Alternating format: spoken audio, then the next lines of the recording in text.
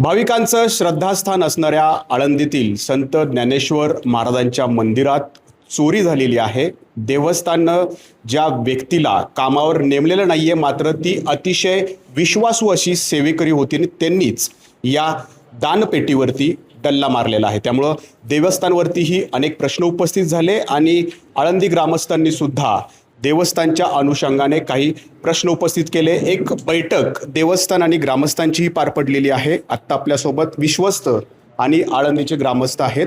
खरं तर तुम्ही आता कडक नियमावली बनवलेली आहे, परंतु जबाबदार नेमकं कुणाला धरलं गेलंय देवस्थानकडून? या ठिकाणी आपण जे या संबंधित कामकाज करत होते त्या सर्वांना नोटिसा दिलेल्या आहेत। त्यांचा लेखी खुलासा आज संध्याकाळपर्यंत येणं अपेक्षित आहे। त्यानंतर निश्चितपणे कोण दोषी आहे त्या आधारावरती आम्ही कुठल्याही जो कोणी दोषी असेल त्याच्यावरती सक्त कारवाई करू आणि आपल्याला हा जो काही दुर्दैवी घटना घडलेली आहे, निश्चितपणे आम्हाला देखील अत्यंत दुःख होत आहे की अशा प्रकारे विश्वास संपादन करून एखादा कर्मचारी अशा प्रकारे चोरू करतोय। खरोखर हे आम्हाला देखील खूप याचं दुःख झालेलं आहे। आता हे सांगा की जो विशाल होता तो नेमका आला कसा? त्याला कुणी मंदिरामध्ये प्रवेश दिला आणि तो कॅश गोळा करायपर्यंत कसं काय पोहोचला? आपण जर पाहिलं तर विशाल वाळके हा जो आरोपी आहे तो त्या ठिकाणी प्रथमतः या मंदिरामध्ये सेवा करण्यासाठी आला। तो अन्नदान विभागामध्ये सेवा करत असताना त्या ठिकाणी जो काही आमचा कर्मचारी आहे, पालखी सोहळ्याच्या निमित्तानं पालखी पंढरपूरकडे जात असताना सर्व जे काही आचारी आहेत ते बरोबर असतात, पण त्यावेळेस याला स्वयंपाकाचं काम करता येत असल्यामुळं त्या ठिकाणी त्याला इथं ठेवलं आणि मग त्यानं इथं जो काही छोट्या स्वरूपातला स्वयंपाक आहे त्याचं काम तो पाहत होता। नंतर त्या ठिकाणी चांगलं काम करतोय, मग त्यानं कर्मचाऱ्यांशी ओळख झाली आणि मग नंतर त्या ठिकाणी कॅशियर विभागातले जे काही गोखले आहेत त्यांनी त्याला त्यांच्या हाताखाली काम करण्यासाठी मदतनीस म्हणून घेतला आणि त्यानंतर त्यांची नजर त्या ठिकाणी चुकून अशा प्रकारचा त्यानं प्रयत्न केलेला आहे।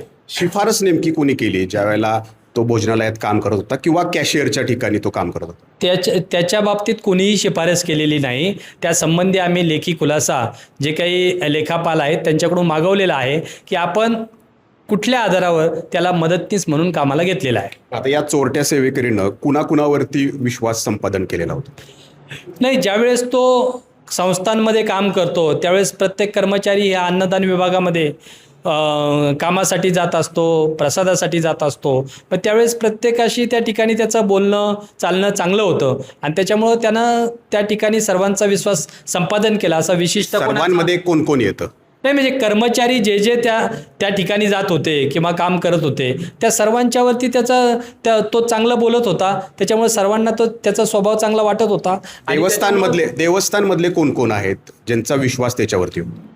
नाही, देवस्थानमधले कॅश विभागातलं मी सांगितलं, गोखले असतील किंवा सुरक्षा रक्षक असतील यांच्या बाबतीत त्यांचा विश्वास त्यानं चांगल्या प्रकारे संपादन केलेला होता। निश्चितपणे आता तो सांगत आहे की त्या ठिकाणी मी चोरी केलेली नाही वगैरे वगैरे, पण आपण जर पाहिलं तर सगळं जे काही रेकॉर्ड आहे ते दाखवत आहे की त्यांनी त्या ठिकाणी चोरी केलेली आहे आणि त्या वेळेस सुरक्षा रक्षक होते, गोखले होते, पण त्यांची नजर चुकून त्या ठिकाणी त्यानं हे कृत्य केलेलं आहे। परंतु खरंच त्यांची नजर चुकवलेली आहे की ते देखील याच्यामध्ये सामील आहेत याची चौकशी देखील आम्ही करत आहोत। पोलीस देखील या ठिकाणी चौकशी करत आहे आणि निश्चितपणे यामध्ये जे कोणी दोषी असतील त्या दोषींना आम्ही कडक कारवाई त्यांच्यावरती करू अशा प्रकारचं आश्वासन मी आपल्याला संस्थांच्या वतीनं देतो। भाविकांच्यासाठी देखील ही नम्र विनंती करतो की झालेला प्रकार जो आहे तो अत्यंत निंदनीय, दुर्दैवी आहे।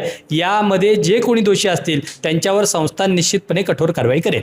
विश्वस्त जे आहे तुम्ही सहा विश्वस्तांना माहीत होतं की हा तिथं कॅश जमा करायला जातो दानपेटीतली?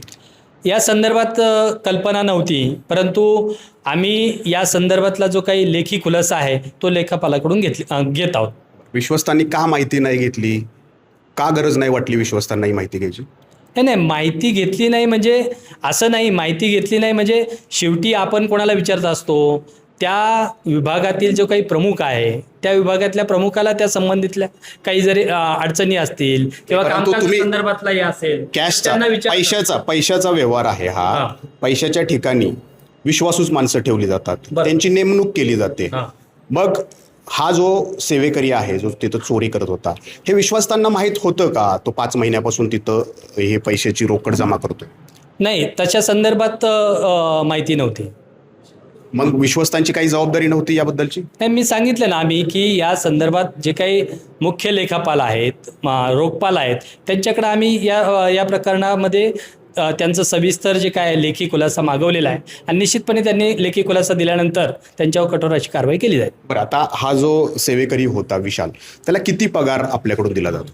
आपण जर पाहिलं तर सेवेकरी म्हणजे कुठलाही पगार त्याला दिला जात नाही, म्हणून तो कुठल्याही पगाराशिवाय सेवा देत होता, म्हणून तो सेवेकरी. आता तो पगार त्याला दिला जात नव्हता. असं म्हटलं जातं की सुरुवातीला तो मंदिरात राहायचा, नंतर तो मठात राहायला लागला, आता तो भाड्याच्या घरात राहतोय. असंही बोललं जाते की त्याने एक फ्लॅट खरेदी केलेला आहे. त्याच्या ज्या राहणीमानात एवढा सगळा बदल होत गेला, विश्वस्तांचं देवस्थानचं लक्ष नव्हतं या गोष्टीकडं, किंवा कुठलाच संशय कधीच त्याच्यावरती बळावला नाही? आम्ही या संदर्भात चौकशी केली, परंतु तो अशा प्रकारचं वर्तन या ठिकाणी दाखवत नव्हता. कुठल्याही प्रकारे असं तो भासू देत नव्हता की तो चांगला, म्हणजे त्याच्या वर्तनामध्ये कुठलाही बदल तो जाणू देत नव्हता. त्याच्यामुळे कोणालाही त्याच्यावरती संशय आला नाही. अलीकडेच कसं काय 3 दिवसामध्ये संशय बळावला? नाही, ज्यावेळेस CCTV चेक करत असताना संशयास्पद हालचाली आढळून आल्या, त्यावेळेस आम्ही त्या ठिकाणी सखोल ते जे काही CCTVचं फुटेज आहे ते चेक केलं आणि मग त्याच्यामध्ये आढळून आलं की हा याच्यामध्ये पिशवीमध्ये हार जो आहे तो हार टाकायचा, परंतु त्याच्या अगोदर त्या पिशवीमध्ये नोटा ठेवायचा आणि नोटाच्या वरती हार ठेवायचा. त्याच्यामुळं ह्या हालचाली ज्या आहेत त्या आढळून येत नव्हत्या. खरं तर 4.25 लाख रुपयांची रोकड त्याच्या घरात सापडली. म्हणजे त्याने काही एका दिवसात तर नेलेली नसेल. 15,000 पहिल्या दिवशी सापडले. बऱ्याच बॅगा त्याच्या बेडखाली या ठिकाणी सापडल्याचं पोलीस या ठिकाणी सांगतात. तुमचे कर्मचारी तिथं गेलेच असतील, त्यांनी पाहिलंच असेल. मग एवढे दिवस CCTVकडे कुणाचंच लक्ष नव्हतं, देवस्थानचंही लक्ष नव्हतं, सुरक्षेच्या दृष्टीनं सगळं रामभरोसे ठेवलेलं आहे? नाही, सुरक्षा रक्षकांची त्या ठिकाणी नेमणूक केलेली आहे. मी सांगितल्याप्रमाणे नेमणूक करणं आणि प्रत्यक्षात ते पाहिलं तर त्या ठिकाणी तो जो काही कृत्य करत होता ते पिशवीमध्ये पहिल्या नोटा तो ठेवत होता आणि त्याच्यावरती हार.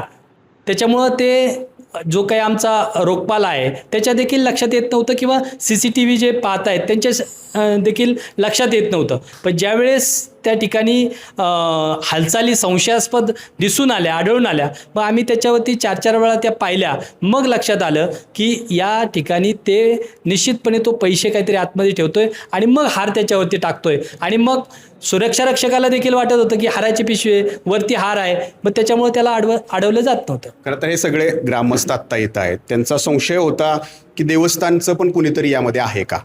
कारण गेल्या अनेक वर्षापासून अशा प्रकारचे प्रकार घडत आहेत. एका पुजारीने सुद्धा तिथं पैसे जे आहेत ते घेतलेले होते. तर देवस्थानपैकी कुणी याच्यात आहे असं तुम्हाला वाटतंय का? आत्ता कुणाकुणाला तुम्ही नोटिसा ज्या आहेत त्या बजावलेल्या आहेत आणि त्यांच्यावरतीच फक्त संशय आहे का? आत्ता 4 जणांच्यावर या संदर्भात आम्ही नोटिसा दिलेल्या आहेत. निश्चितपणे त्याच्यामध्ये मुख्य व्यवस्थापक असेल, जे काही कॅशियर विभागाचे प्रमुख असतील, अन्नदानामधील प्रमुख असतील आणि जे काही असिस्टंट मॅनेजर आहेत, या 4घांना आम्ही नोटिसा दिलेल्या आहेत. त्यांचा लेखी खुलासा आज संध्याकाळपर्यंत त्यांना देण्याच्या सूचना केलेल्या आहेत. निश्चितपणे या संदर्भात अजून जर देवस्थानमधील कर्मचारी असेल कुणी किंवा अजून कुणी जर सामील असेल तर निश्चितपणे त्यांचा जर संबंध आढळून आला तर त्याच्यावरती निश्चितपणे कडक कारवाई केली जाईल. कोणालाही या प्रकरणामध्ये पाठीशी देवस्थान घालणार नाही, अशा प्रकारची ग्वाही मी माऊली भक्तांना देत आहे. ग्रामस्थ म्हणून तुम्ही त्यांना अनेक प्रश्न विचारलेले होते, तर आता समाधानी आहात का तुम्ही या सगळ्या गोष्टी? हो, का नाही? कारण हे बघा, याची थोडी पार्श्वभूमी आपल्याला सांगू इच्छितो.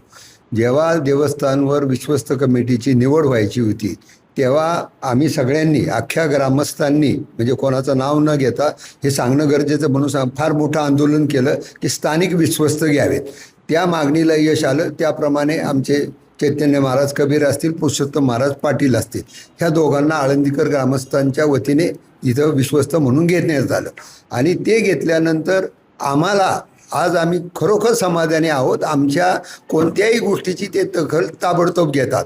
काल मंजार गोंजारींनी जी मुलाखत घेतली त्यावेळेस त्यांनी मला विचारलं असताना माझ्या बाईटमध्ये तुम्ही चेक करा, मी म्हणलं की आम्ही देवस्थानला जे पत्र दिलं आहे किंवा जी विचारणा केली त्या विचारण्याचं लोंढे बाबा आम्हाला सगळ्यांना, माझे नगर सगळे होतो आम्ही, त्यांना तिथं जाहीर सांगितलं की आज संध्याकाळी म्हणजे काल संध्याकाळी त्यांची बैठक आहे आणि त्या बैठकीत तुम्हाला आम्ही सर्वांशी विचारविनिमय आणि चर्चा करून तुम्हाला निर्णय देऊ. त्याप्रमाणे त्यांनी आम्हाला काल बोलवलं आणि समर्पक हे आत्ता जे सांगितलं गेलं की बा आम्ही कोणालाही पाठीशी घालणार नाही वगैरे, आणि त्याच्यात आमच्या सगळ्यांची खात्री पटली. आणि आमची डोबल भूमिका नाही किंवा कोणाला पाठी घालण्याचं आमचं काहीच कारण नाही. आम्ही कोणाचे मिंदे नाही चहाला किंवा कशाला, की व्यासपीठावर आम्हाला बोलवलं होतं, आम्ही प्रश्न उपस्थित केले होते, त्यांनी व आपण निमंत्रित केलं होतं. हे सगळे पत्रकार आमचे मित्रच आहेत स्थानिक आणि तुम्ही आमचे मित्र आहात, पण आमच्याबद्दल कृपया कोणाचा गैरसमज होऊ नये ही पण या निमित्ताने छाती ठोकपणे सांगतो. आता ज्यांना- आणि एकच मिनिट, कारण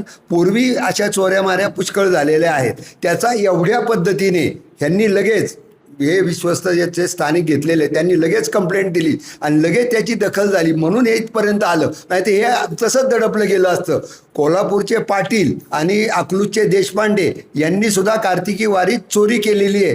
त्या प्रकरणाचं काय झालं हा पण मी मुद्दा त्यांच्याकडे घेतला, त्याचंही त्यांनी रात्री काढलं आणि आम्हाला ते दाखवलं. ती पोलीस कंप्लेंट म्हणजे ते कोर्टाच्या मॅटरमध्ये ते चालू आहे, म्हणजे याच्यावर आम्ही समाधानी आहोत. आता 4 जणांना जे नोटीस बजावलेली आहे त्यात तेच चौघे यामध्ये असतील की आणखी कुणी असू शकतं? नाही, आता त्यांनी आम्हाला सांगितलंय की आम्ही कुणालाही सोडणार नाही, चौकशी चालू आहे आणि आम्हाला त्या 5 विश्वस्तांनी ग्रामस्थांना बोलून सगळं आम्हाला त्यांनी आमचं समाधान केले म्हणून आज आम्ही त्यांच्याबरोबर आणि आम्ही तुमच्याबरोबर आलेलो आहोत. आता इथून पुढं आम्ही लक्ष ठेवणार आहोतच ना. आम्ही काय आज विषय संपला किंवा हा विषय झाला असं नाही.